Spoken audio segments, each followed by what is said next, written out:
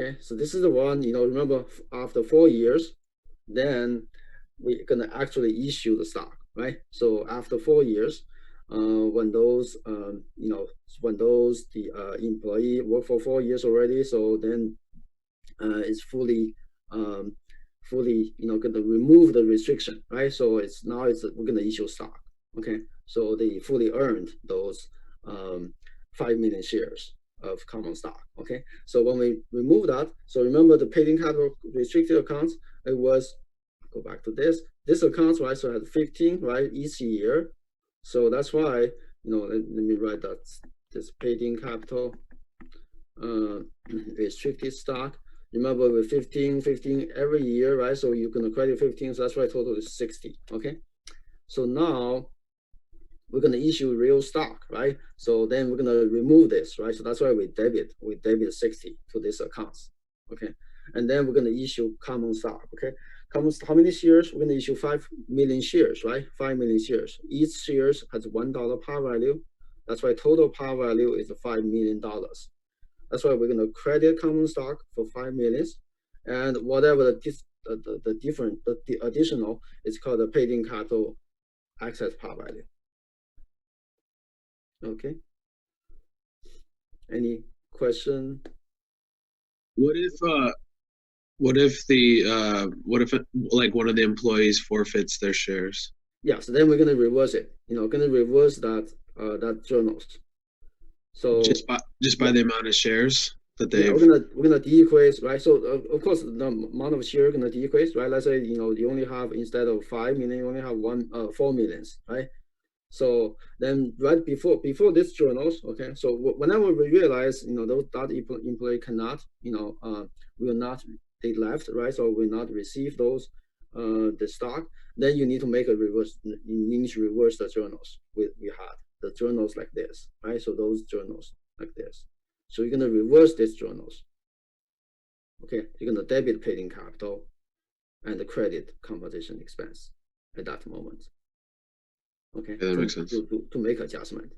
Okay, and then of course, let's say we only have 4 millions, then this one gonna be, this one, instead of 60, you're only gonna be what, what? So 4 millions is what, uh, so it's reverse, right? So you're gonna decrease um, by 1 million of that. Okay, and then this one gonna be 4 millions only, right? So this is the difference.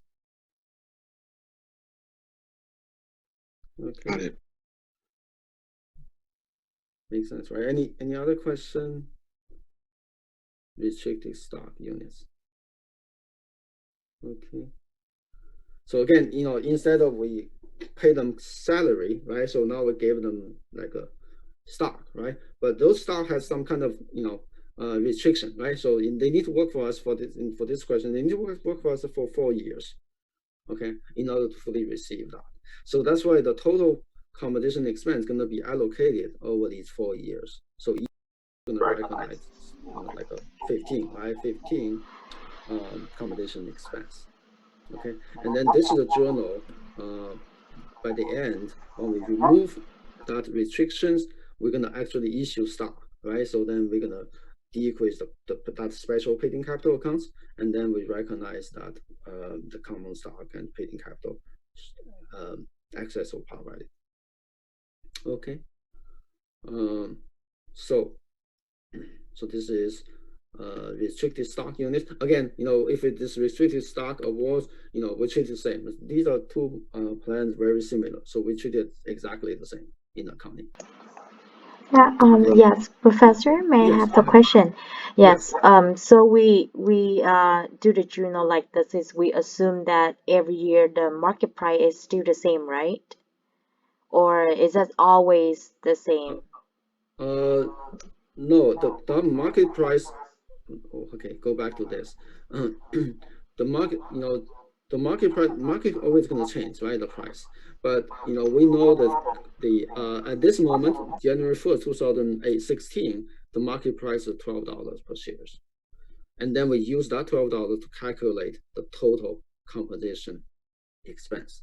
Okay, so market price going to change in the later on, right? But doesn't matter. It won't change our calculation here.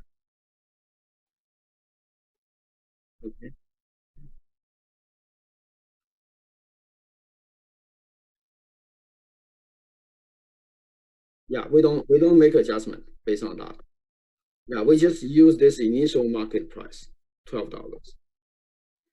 Okay, so yeah, for this. Okay, That's like written into the contract, $12 fair value. yeah, $12 par value is the market value, the stock price, uh, on January 1st, 2016. When we this is the time we're gonna issue, right? So this is this is called the date of grant. Okay, so this is the time company decide. Okay, so we're gonna issue 5 million common shares to our CEO, CFOs. So that's what we call the date of grant. So on this date of grant, then we check the market price. On this date, the market price is $12. That's a closing date, right? Closing price is $12. Then we use that $12 to measure the total compensation, and then our total compensation will not change. Okay, based on the market price. That makes sense, everyone? Okay. Okay, so if you don't have question, then we're gonna let you practice this part. Let's look at this example. I mean, you work on it. Okay, I'll give you a couple of minutes to work on this.